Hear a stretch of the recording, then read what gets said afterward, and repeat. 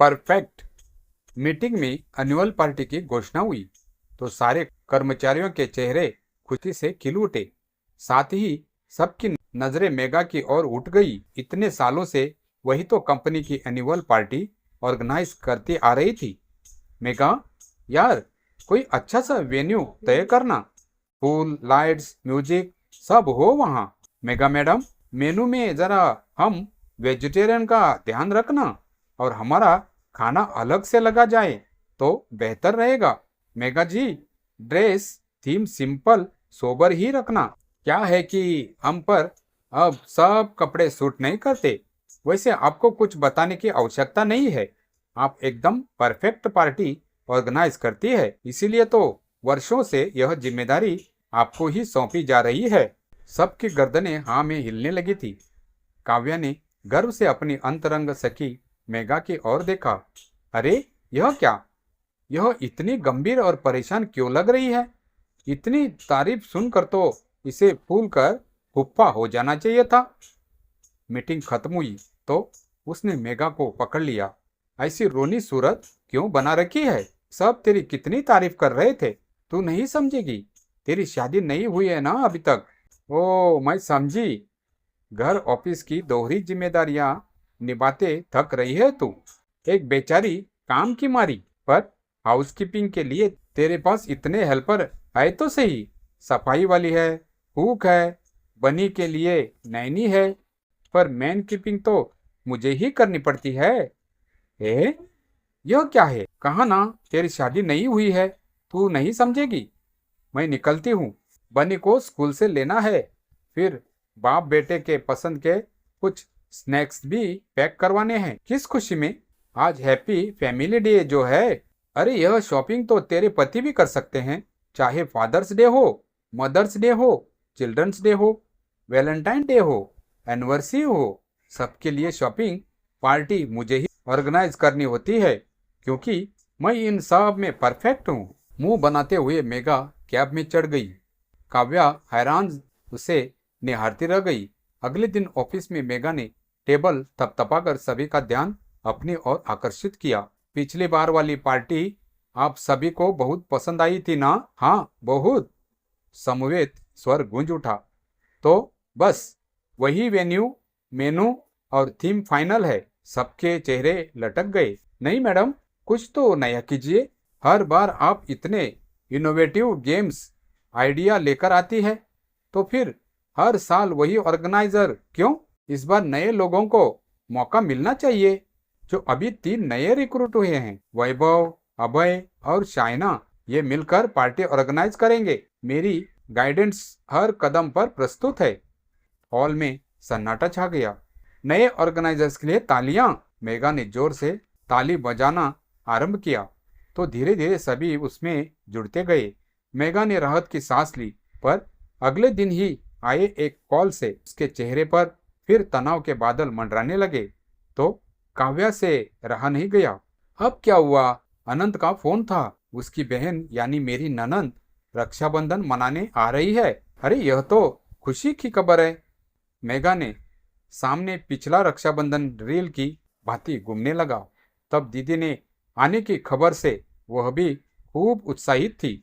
अनंत ने आनन फानन में सारी जिम्मेदारियां उस पर थोप दी थी। कुक को पहले से सारा मेनू समझा देना और उस हिसाब से सामान ऑर्डर कर देना। दीदी को घर और घर वाले एकदम साफ और व्यवस्थित चाहिए। अब 2 साल के बनी के साथ साफ और व्यवस्थित कैसे रह सकते हैं? 3-4 दिनों की तो बात है। और हाँ, तुम साथ जाकर दीदी को उसकी पसंद की ड्रेस दिलवा लाना। तुम्हारी चॉइस और सब काम इतना परफेक्ट है कि मैं तुम्हें सब सौंप कर निश्चित हो जाता हूँ। साथ में अपने और बनी के लिए भी नई ड्रेस ले लेना। तुम्हारी तुम ले लोगे? नहीं, वह भी तुम्हें ही पसंद करके लानी होगी। अपने ऑफिस के काम के अतिरिक्त मुझे कुछ नहीं आता। क्या ट्रेड में है? क्या मुझ पर सूट करेगा? मेगा का मन तो हुआ था सुना दे कि वह भी सालों से ऑफिस में बेस्ट एम्प्लॉय का किताब जीतती आ रही है, पर शादी के बाद से हाउसकीपिंग, मैन कीपिंग में इतना उलझ गई है कि क्या हुआ? क्या सोचने लगी? अपनी परेशानी शेयर नहीं करोगी? मेरी मदद चाहिए? बोल। काव्या ने स्नेह से मेघा के हाथ पर हाथ धरा तो वह पिघल गई। ऐसी कोई बड़ी परेशानी भी नहीं है, बल्कि हो सकता है सुनकर मुझे लगे मैं ओवर रिएक्ट कर रही हूँ। शादी के साल भर बाद तक नए बने रिश्ते की सारी सामाजिक और भावनात्मक जिम्मेदारी उठाकर मैं भी खुश थी, पर अब धीरे धीरे मुझे यह बोझ लगने लगा है। हम दोनों के पेरेंट्स से, रिश्तेदारों से, दोस्तों से कब मिलने जाना है, कहाँ छुट्टियां मनानी है, क्या गिफ्ट देने हैं, क्या तैयारी या प्लानिंग करनी है, सब कुछ मुझे ही सोचना होता है। यहाँ तक कि अगर कुछ गलत होता है तो उसकी जिम्मेदारी भी मेरी। मुझे लगता है अधिकांश विवाहित महिलाएं इसी दौर से गुजरती रही है। विशेषतः कामकाजी महिलाओं पर पुरुष पार्टनर की सामाजिक और भावनात्मक जरूरतों को पूरा करने का यह अतिरिक्त कार्यभार भारी पड़ने लगा है। यह ट्रेड रिश्तों में असंतुलन पैदा कर रहा है और महिलाएं थकावट महसूस कर रही है, शारीरिक भी और मानसिक भी। महिलाओं को परिवार को छोड़ने वाली परिजनों का ख्याल रखने वाली माना जाता है। उनकी इसी भूमिका का विस्तार हो गया है। अब वह यह भूमिका अपने पार्टनर के लिए भी निभा रही है। महिलाएं अपनी समस्याओं के लिए कई लोगों से बात करती है, जैसे अभी मैं तुमसे शेयर कर रही हूँ, जबकि पुरुष सिर्फ पार्टनर पर निर्भर करते हैं। उसके करीब दोस्त नाम मात्र के रह गए हैं और उनसे भी वे शेयर केयर का रिश्ता नहीं निभा रहे हैं। इससे उनकी महिला पार्टनर पर अतिरिक्त मानसिक बोझ बढ़ रहा है। हम विवाहित महिलाएं अनजाने में ही अपने पार्टनर की अनौपचारिक थेरेपिस्ट बनती जा रही है। पुरुषों के सामाजिक संबंधों में गिरावट की एक बड़ी वजह यह भी है कि वे संस्थाएं ही खत्म हो रही है जहां पहले दोस्ती आकर लेती है, जैसे धार्मिक स्थल, सामाजिक संगठन, क्लब आदि। पुरुष इन जगहों पर दोस्त बना लेता है, अब उन्हें खुद पहल करनी पड़ती है तो वे दोस्त बनाने में उदासीन हो गए हैं। काव्या हैरानी से सुन रही थी। तो इसका समाधान क्या है? पुरुषों को सक्रिय होने की आवश्यकता है, वरना वे सामाजिक रूप से और अलग थलग पड़ते जाएंगे। पर उन्हें तो इस बात का एहसास ही नहीं है। उन्हें तो लगता है उनके पार्टनर को योजनाएं बनाना पसंद है। सामाजिक और भावनात्मक जिम्मेदारियां उठाना उन्हें संतुष्टि देता है। कहाँ संतुष्टि देता है, थका देती है ये जिम्मेदारियां। मेघा फट पड़ी थी। तो रिश्तों में संतुलन लाना होगा। पुरुषों को भी दोस्ती में भावनात्मक निवेश कराना होगा। समझाना होगा कि कोई एक इंसान किसी के सारे इमोशनल सपोर्ट की जरूरतें पूरी नहीं कर सकता। उन्हें ऐसे आउटलेट्स तलाशने होंगे जहां वे खुलकर बात कर सके। किसी दोस्त या रिश्तेदार से नई बात शेयर करें, उनके साथ कोई एक्टिविटी करें। इससे पार्टनर पर बोझ कम होगा और रिश्ते मजबूत बनेंगे। पर यह सब होगा कैसे? जिस चतुराई से तुमने अभी यहाँ कार्यस्थल पर अपनी जिम्मेदारियां हल्की की है कि किसी को बुरा भी नहीं लगा और तुम्हारी प्रतिष्ठा भी बनी रही, ऐसी ही कोई जादू की छड़ी अपने पार्टनर पर भी घुमा दो। जिस इंसान के पास समाधान करने की शक्ति जितनी ज्यादा होती है, उसके रिश्तों का दायरा उतना ही विशाल होता है। सोचना पड़ेगा। काव्या ने उंगलियां बढ़ाकर सखी के दिमाग पर टक टक की और फिर दोनों खिलखिलाकर हंस पड़ी।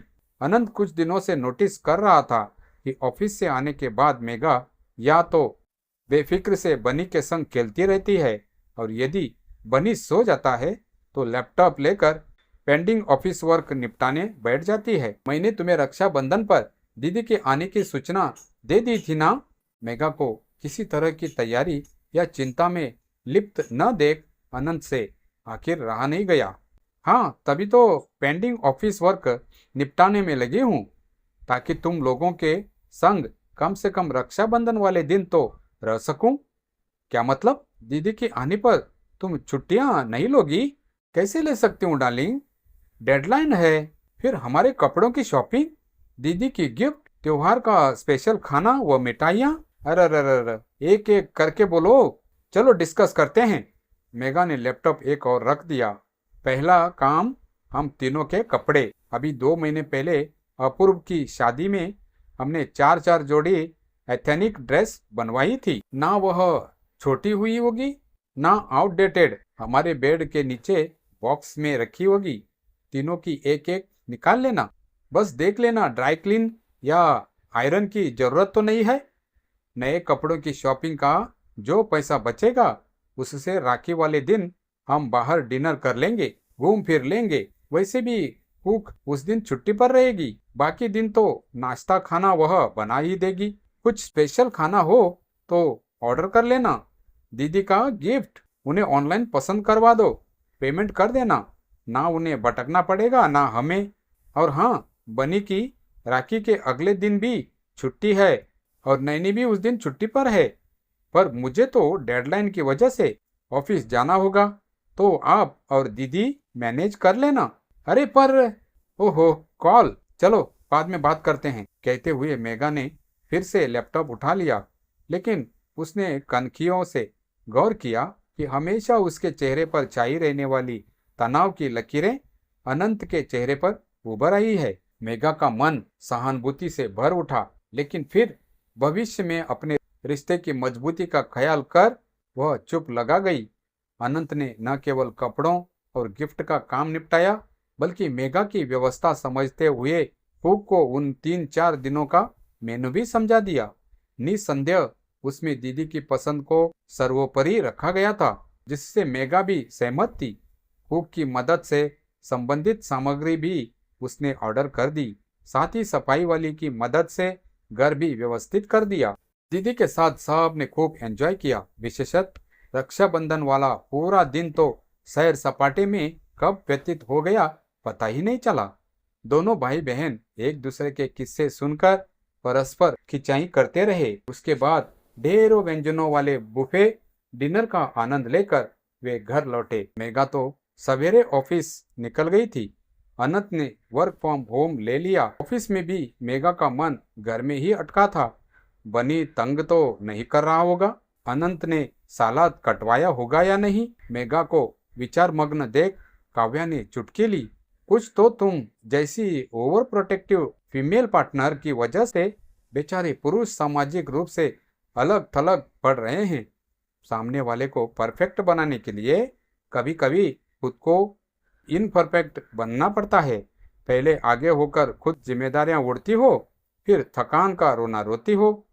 घर सिर्फ तुम्हारे कंधे पर नहीं टिका है कि तुम्हारा कंधा हटते ही भर भरा कर ढह जाएगा।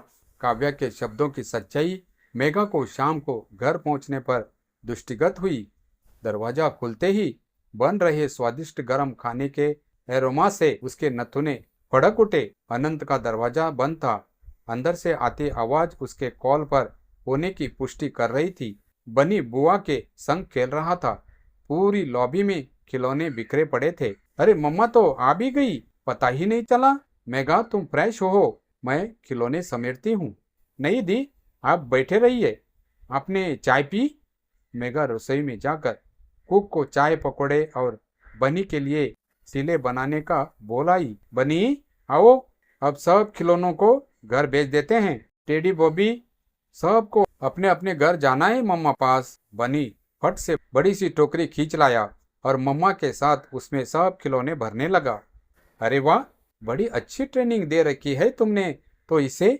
बनी अपनी टेबल चेयर लगाओ, आशा दीदी चिल्ला और दूध ला रही है। बनी अपने आप खा लेता है? दीदी ने पूछा। बनी अपना सब काम खुद करता है। He is very good boy, सब फिनिश भी कर लेता है। अरे वाह, तब तक अनंत भी जाकर चाय पकौड़ों पर टूट पड़े थे। कल आप चली जाएगी, हम आपको बहुत मिस करेंगे, मेघा ने बड़े दिल से कहा। मैं भी सबको बहुत मिस करूंगी। मैं बनी को सुला देती हूँ, कल उसका स्कूल है।